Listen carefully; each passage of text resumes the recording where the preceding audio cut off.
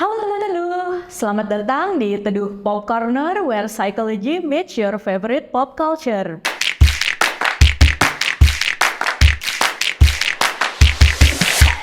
Dengan aku, Fariza, selaku host dan psikolog dari Teduh. Dan saya Eki Watson selaku videographer dan video editor di Teduh. Oke, hari ini kita akan membahas salah satu film Disney yang baru saja masuk ke layar lebar nih adaptasinya. Tentu saja apalagi kalau bukan Little Mermaid ya. Udah nonton belum Niki? Udah dong. Oke, nah berarti hari ini kita bisa diskusi cukup mendalam ya. Harusnya. Harusnya ya. Karena ini merupakan salah satu film adaptasi Disney paling baru dan juga yang paling kontroversial ya. Betul. Sudah dari zaman dibuat pengumuman cast-nya ini udah cukup kontroversial karena banyak sekali yang merasa sepertinya pemilihan cast-nya ini agak salah ya, tanda kutip agak salah karena Halle Bailey dirasa sepertinya kurang merepresentasikan Ariel nih. Betul. Kalau dibandingkan dengan film aslinya. Nah, kalau kita ngomongin soal adaptasi film sendiri ya, memang banyak sekali perdebatan nih antara apakah harus stick to the original atau bolehlah diadaptasi dikit-dikit gitu sesuai dengan kreativitas yang bikin barunya nih. Kalau menurut kamu sendiri gimana tuh, Ki? Sebenarnya itu ini sih, kalau saya perhatiin itu udah berlaku dari lama juga. Sebenarnya nggak cuma Disney sih, Marvel juga yang sebenarnya juga di bawah Disney juga sering ngelakuin hal itu gitu. Sebenarnya yang namanya adaptasi ya, kalau dari animasi ke dalam live action kan juga sebuah bentuk adaptasi gitu.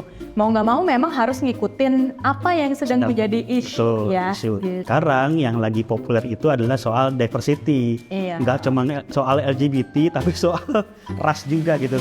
That's why kenapa Mermaid ini banyak dikecam sih awalnya gitu ya, tapi setelah nonton ini film seru banget ya. Iya. Seru banget ya, parah ya. Ternyata nggak sebuat anak-anak itu gitu. Kita pun yang dewasa enjoy banget nontonnya gitu. Apalagi ngelihat 3 karakter yang sidekick-nya karakter utama tuh lucu banget kan gitu. Sebastian, Flounder, dan Lagi apa? satunya lagi Aduh ya, ikan tuh.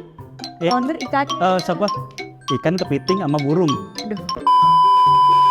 Jadi pertama ada siapa Kak? Sebastian tuh kepitingnya, terus Flounder yang jadi ikannya, dan juga Scuttle yang merupakan burung seagull-nya ya. Katuk ya sebutnya apa sih, burung apa? Burung nggak tahu. Iya pokoknya itulah, pokoknya burung bisa nyari makan di laut ya. Iya betul. Laut. Betul. No. Itu lucu sih gitu. Kalau kalian pernah nonton film Imperfect, ada 3 karakter nih yang diperanin oleh Kiki Syafutri, Aci Resti dan temennya lagi itu satu siapa. Nah itu mirip banget kayak 3 sahabat itu gitu. Yang sidekick itu benar-benar nonjol gitu. Yang still the show lah gitu. Nah di film Mermaid ini uniknya adalah karena yang paling penting kan soal diversity, enggak soal tiba-tiba si Ariel jadi orang kulit hitam gitu. Dan ternyata spoiler dikit ya buat teman-teman ya, di ending pun banyak putri duyung yang nongol itu dari macam-macam ras tuh, dari China ada, dari Rusia ada ya kan, dari Brazilian ada, pokoknya semua putri duyung tuh ternyata ada rasnya gitu kalau di kita ya. Dan itu cukup sebenarnya keren sih, kalau gue lihat sih keren gitu. Cuman kan seberapa kita bisa terimanya akan hal itu kan, maksudnya seberapa otak kita bisa terima itu sebagai hal yang biasa dan hal yang menakjubkan gitu, bukan hal yang kontroversial gitu. Memang kalau kita ngomongin soal kontroversi ya, dalam setiap adaptasi film itu pasti tentu aja ada yang suka dan ada yang nggak suka, termasuk juga film ini ya. Jadi kita nggak bisa lepas dari sepenuhnya ada unsur-unsur yang mungkin tidak disukai oleh orang lain, tapi sebenarnya masuk atau sangat disukai, bahkan lebih disukai daripada aslinya ya pada orang-orang tertentu. Nah, cuman nih kalau misalnya aku boleh memilih ya gitu, satu aspek yang sebenarnya menurutku mau di Ariel yang asli maupun Ariel yang sekarang itu tetap membekas dan juga jadi jiwa utamanya film Little Mermaid itu sebenarnya adalah kepribadian dari Arielnya sendiri sih. Ini satu hal yang kalau aku nonton originalnya ya sama yang sekarang itu nggak ada berbedanya sama sekali. Bahkan dengan permainan aktingnya Halle Berry di sini ya, itu memberikan kesan lebih kuat lagi mengenai identitas atau sosoknya seorang Ariel itu seperti apa sih, dengan dinamika kepribadiannya dan juga interaksinya dengan orang-orang sekitarnya. Itu semakin tertonjolkan dengan karakternya yang dimainkan oleh Halle Bailey saat ini. Nah, kalau misalnya kita ngomongin dari segi psikologinya dikit nih ya gitu. Aku ngerasa banget kalau misalnya Ariel dalam film Little Mermaid itu memang sangat menguatkan unsur pencarian jati diri ya. Banget. Itulah kenapa dia disebutnya remaja kan. Iya. Bahkan bapaknya atau rajanya menjadi child gitu, bukan woman atau girls gitu atau apa, emang child, emang benar-benar masih menganggap kalau dia tuh anak kecil atau anak remaja gitu kan. Sedangkan kalau aku belajar sedikit Kak, anak remaja tuh emang fasenya kan kalau di kita SMP SMA kayak. Iya. Jadi kalau kecil kita belajar baca, belajar tulis. Nah, kalau kita udah SMP SMA tuh udah belajar mencari jati diri, belajar tentang gue pengennya jadi kayak gini ya gitu. Iya. Makanya banyak trial and error tuh di situ sebenarnya. Nah, apalagi pengaruh orang tua yang keras juga kan. Bapaknya ada kan keras banget ya. Yang Di situ kelihatan banget ya scene-nya di mana Triton sebagai raja lautan. raja lautan bener. Kayaknya susah untuk mau baik-baik atau mau pelan-pelan gitu ngasih tahu Arielnya. Kalau lu Kak sebagai orang tua nih, lu ketemu anak lu kayak gitu gimana dah? Ada gitu.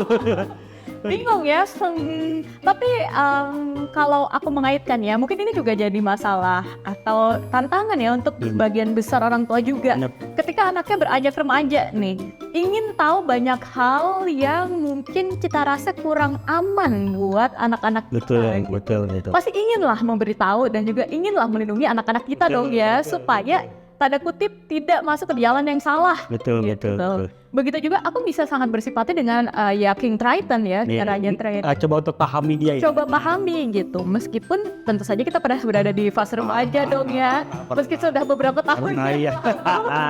Udah 2 kali umurnya Ariel lah. Iya. Paham ya, ketika ingin coba sesuatu dilarang orang tua itu gedeknya tuh kayak setengah mati gitu. Orang tua aku nggak bisa memahami sih, aku pengen nyoba ini gitu. Mereka terlalu tua atau kolot lah, nggak paham gitu. Aku sukanya apa? Misalnya akhirnya jadinya ya konflik. Seperti ketika King Triton datang ke cave-nya ya, tempat koleksi-koleksinya Ariel itu, barang-barang dari daratnya. Kemudian dengan serta-merta hancurin semua barang koleksinya Ariel tanpa minta izin, tanpa bilang lebih dulu, karena King Triton nggak mau Ariel punya hubungan dengan manusia atau daratan lagi gitu. Nah ini adalah salah satu contoh juga yang reaksi orang tua ketika mengetahui anaknya itu mencoba mencari tahu jati dirinya ke hal-hal yang mungkin kurang mereka setujui. Langsung serta-merta berusaha untuk membatasi, memotong hubungan si remaja ini dengan hal-hal tersebut gitu. Itu tipikal banget ya, tipikal orang tua konservatif banget emang ya. Kalau kita perhatiin, ya kalau di zaman sekarang kayak anak remaja yang bapaknya hidup setelah era penjajahan gitu, yang mana dia tahu A ini baik, B ini jelek gitu. Jadi ya udah nggak ada abu-abu tuh, udah nggak ada coba lagi. Yang penting kamu harus jadi ini gitu. Karena menurut bapak, zaman bapak tuh yang kayak ini yang paling benar gitu. Sedangkan Ariel kan boleh bilang dia kan lihat langsung kayak ke permukaan itu lagi gitu. Wah ternyata manusia nggak jelek amat kok gitu. Bahkan banyak penemuannya atau barang-barangnya yang emang unik-unik gitu kan. Dia kan juga sempat garpu apa gitu kan. Gitu sih ya. Gimana nih kok dia pakai buat gini ya, sedangkan di alam kita nggak ada gitu. Nah itu hal-hal yang sebenarnya banyak questionable di dalam dirinya dia kan. Ini kenapa sih manusia gitu, akhirnya cari tahu sendiri. Pertanyaan dia mau cari tahu, dan itu memang karakter utamanya, kepribadian utamanya Ariel ya, bahwa dia adalah seorang karakter Disney Princess yang rasa ingin tahunya paling menonjol dibandingkan yang lainnya gitu. Jadi ya dia akhirnya pengen explore gitu. Bahkan explore itu udah bisa di tahap sampai di mana dia harus ninggalin sesuatu yang berharga yang dia punya. Itu sebenarnya ya kalau kita balik ke era remaja gitu, itu sih bahaya sebenarnya. Ya mungkin kalau di Ariel, kalau di Putri Duyung itu kan suaranya yang merdu itu. Tapi kalau di remaja, di kita manusia kan bisa jadi soal masa depan soal apa ya? Mungkin dalam kutip soal cita-cita gitu, atau kesempatan lain untuk kita menjalani masa depan yang lebih baik gitu. Tapi itu dijual ke penyihir gitu, ibaratnya yang mana ternyata penyihirnya curang juga gitu. Hanya untuk dapetin sesuatu yang dia kira kayaknya ini yang terbaik buat gua deh gitu. Sebenarnya itu jawaban yang bisa didapat ketika kita terjun langsung. Kalau belum terjun belum tahu tuh itu baik atau bukan kan, nggak gitu. Namanya juga percobaan ya, fase eksplorasi, fase menjelajahi lebih luas lagi. Tentu pasti ada masanya di mana kita mengalami kegagalan. Pasti. Nggak mungkin nggak ada sebenarnya. Tapi justru kegagalan inilah yang menandakan proses bahwa seorang remaja itu bisa jadi lebih dewasa gitu. Nah, kalau misalnya balik lagi ke, memang ini ada di teorinya nih Ki, gitu. Nggak salah kalau kita ngomong remaja itu adalah eksplorasi. Betul. Karena kalau menurut tahap perkembangan dari Erik Erikson ya, salah satu tokoh di bidang psikologi, memang di masa remaja itu adalah masuk ke tahap perkembangan di mana konflik utamanya itu adalah identity gitu, menemukan identitas kita versus role confusion, atau istilahnya kita kebingungan role kita itu siapa. Betul. Jadi di tahap remaja ini memang tugas utamanya, tugas perkembangannya remaja itu ya memang eksplorasi diri, berusaha mencari jati diri, berusaha untuk menjawab pertanyaan aku tuh siapa sih sebenarnya. Dan itu semua dilakukan ya caranya dengan keluar dari tempat aman yang sudah dibuat oleh orang tua, eksplorasi ke lingkungan sosial di luar keluarga, ke pertemanan atau ke komunitas mungkin, untuk benar-benar mengetahui sebenarnya dia itu kepribadiannya seperti apa, dia itu minatnya di mana, dia itu ingin jadi orang yang seperti apa. Dan semua itu bisa dijawab kalau ya dia keluar, terjun langsung keluar dari lingkungan yang udah disiapkan oleh orang tuanya. Betul. Kalau misalnya dia nggak bisa keluar, atau kalau misalnya dia terkungkung terus di dalam lingkungan yang sudah terberi, dia nggak punya kesempatan eksplorasi, yang ada malah jadinya tadi role confusion ya. Dia bingung role-nya dia, peran dia dalam hidup itu sebenarnya siapa. Dia nggak tahu sebenarnya dia itu orangnya seperti apa, kepribadiannya kayak gimana, atau dia mau jadinya apa. Ya karena yang selama ini dia tahu adalah peran yang diberikan oleh orang-orang sekitarnya. Betul. Makanya juga ada fase di mana dia lagi di depan penyihir, dia bingung tuh mau terima tawarannya kayak, makanya dia sempat mau kabur kan. Mau kabur untuk enggak, kayak bukan itu deh jalan hidup gue dah. Akhirnya dia kabur tapi ternyata dijebak lagi sama satu. Nanti lu bisa gini sebelum hari ketiga lu harus udah ciuman dulu dan bla bla bla bla, tapi ternyata gagal gitu. Dan itu benar-benar suatu yang dimana perdebatan perang batin, bukan batin sih, perang itu yang mungkin seru sebenarnya. Gejolaknya dari seorang Ariel ya. Gitu. Ketika dia mungkin menyadari ada sesuatu yang salah nih dari penyihirnya, dari tawarannya Ursula nih agak aneh nih gitu sebenarnya. Tapi karena dia masih bingung yang dia inginkan itu apa, dia masih ada ideal-ideal dan juga mimpi ya. Kayaknya kalau ke darat enak nih gitu. Jadi mudah termakan dengan tawaran-tawaran dan juga tipu muslihatnya dari Ursula nih gitu. Tadi Eko udah sempat bilang juga ya bahwa salah satu hal yang perlu kayak diwaspadai ketika remaja eksplorasi itu sebenarnya adalah untuk nggak termakan tipu daya Ursula ini gitu. Karena di satu sisi eksplorasi itu butuh lingkungan supaya remaja itu bisa mencoba berbagai macam hal, supaya tahu jati dirinya itu seperti apa, kepribadiannya dia atau minatnya itu seperti apa, itu butuh banget gitu. Kita nggak boleh membatasi remaja ya. Karena kalau enggak nanti dia rebel malahan kayak Ariel gitu. Berontak gitu. Akhirnya malah hubungan dengan orang tuanya itu jadi buruk gitu.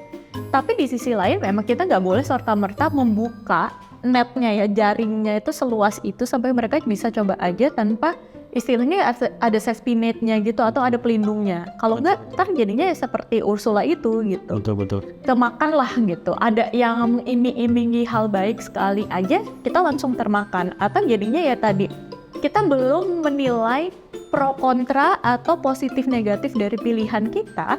Kita udah ujuk-ujuk mengambil pilihan aja.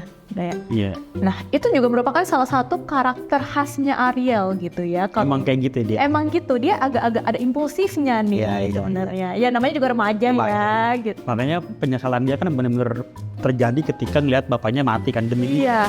Mati demi dia yang aduh pun nyesel deh gimana ya gitu. Akhirnya dia mencoba untuk bukan balas dendam sih kan disebutnya berusaha untuk gue akan membayar ini semua lah dengan diri gue gitu. Akhirnya dia bisa ngalahin si penyihir itu. Ngalahin penyihirnya dan untungnya King Triton akhirnya bisa bangkit kembali setelah si Tridentnya ini berhasil diselamatkan dari Ursula ya gitu. Tapi itu memang gejolak yang kalau ini bukan fairy tale ya, dan akhirnya King Triton itu wafat beneran, mungkin ini bisa jadi perkembangan karakter Ariel yang paling besar. paling berasa. Lukanya paling besar, tapi secara dewasa dia jauh lebih dewasa mungkin Jauh ya. lebih dewasa, bisa jadi banget. Karena di situ akhirnya Ariel memahami bahwa setiap pilihan yang dia buat Ada pasti konsekuensinya. akan ada konsekuensinya, betul sekali. Nah, jadi itu juga yang perlu kita ingat sama-sama juga ya. Maksudnya pembelajarannya sih menurut aku dari film ini adalah mengingatkan kembali bahwa ya setiap pilihan, setiap tawaran, setiap kemungkinan yang ada itu akan selalu ada konsekuensinya. Ada give and take lah.